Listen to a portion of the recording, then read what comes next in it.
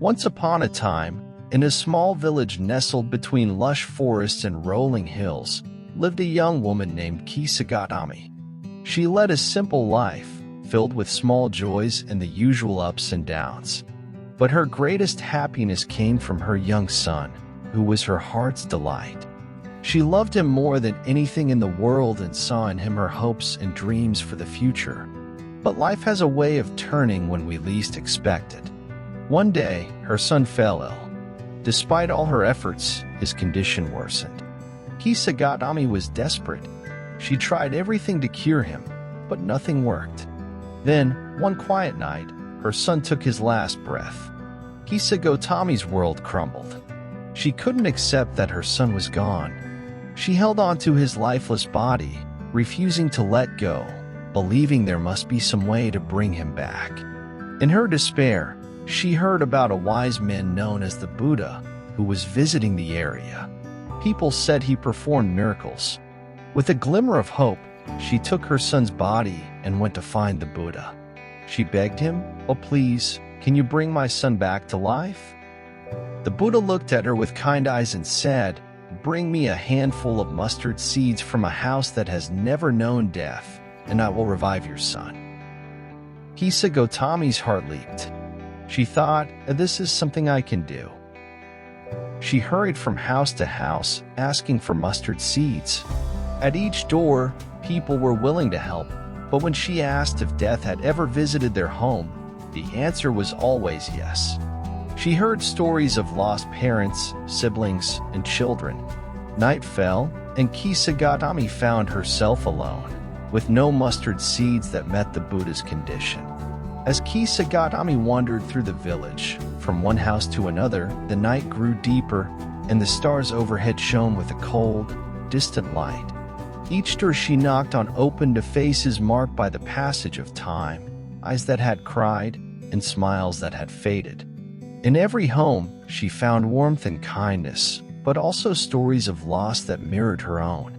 With each story, the truth became clearer, and the weight of her denial grew heavier. In one home, she met an old woman whose laughter had vanished with the loss of her beloved husband. She offered Kisa Gotami mustard seeds with trembling hands, her voice cracking as she spoke of the love she had lost. In another, a young boy, not much older than her own son, handed her the seeds, his eyes shadowed by the loss of his mother. He told her how he missed her warm embrace and gentle voice. Each story was a thread in the tapestry of shared human experience, each loss a reflection of her own. As she listened, Kisa Gotami felt her heart expand with empathy and sorrow, not just for herself, but for all those who had suffered loss. The realization that her pain was not unique, that it was a part of the human condition, began to take root in her heart. The night, with its blanket of stars, seemed to her a vast canopy under which all of life's dramas unfolded, each person playing their part in the great cycle of existence. When dawn broke, painting the sky in hues of gold and pink, Kisa Gotami found herself at the edge of the village, looking out over fields bathed in the soft light of morning. It was there, in the quiet solitude of dawn, that she finally understood the depth of the Buddhist teaching. Life and death, joy and sorrow, were all woven together, inseparable and transient. The beauty of life lay in its fleeting nature, in the preciousness of each moment that, once gone, could never be reclaimed. Sitting under the moonlight, holding her son, she finally understood. Death touches every life. No one is spared. Her son wasn't coming back. With tears streaming down her face, she buried her son, letting him go with a heavy heart. With this understanding, Kisa Gotami returned to the Buddha. She approached him not as a woman shattered by loss, but as one who had glimpsed the profound truth of existence. She bowed deeply before him, her heart filled with gratitude for the lessons she had learned. "I have found no mustard seeds," as she said, "before there is no house untouched by death. But I have found something much greater, a deep understanding of the nature of life."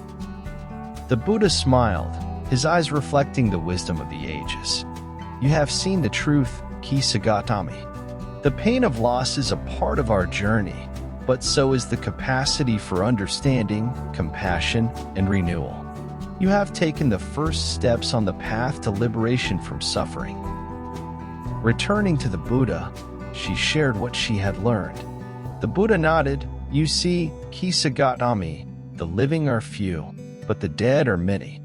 Understanding this is the first step toward healing your heart. From that day on, Kisa Gotami looked at the world differently. She saw that suffering and loss are part of everyone's life, just like joy and happiness. She realized that holding on to her pain didn't bring her son back. It only made her suffer more. She learned to cherish the memories of her son, but also to let go of her grief.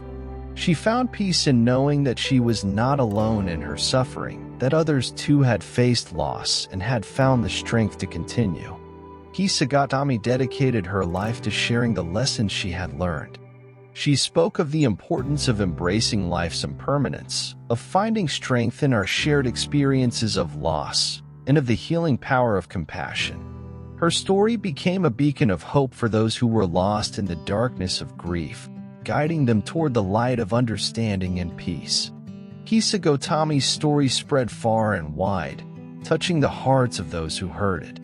It became a tale of hope and resilience, a reminder that even in our darkest moments, we are not alone.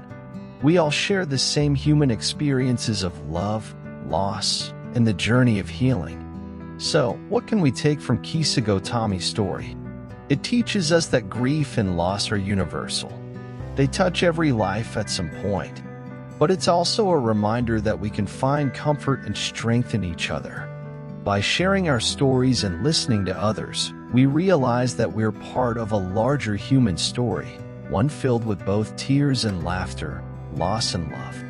Through her journey, Kisa Gotami teaches us that in the face of loss, we are not alone. Our pain is shared by countless others, past, present, and future. By opening our hearts to this universal experience, we can find solace and connection. We learn to cherish the moments we have, to love deeply, and to let go with grace when the time comes.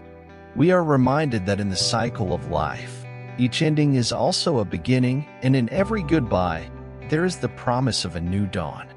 When you're feeling sad or have lost someone dear, remember Kisa Gotami and the mustard seeds.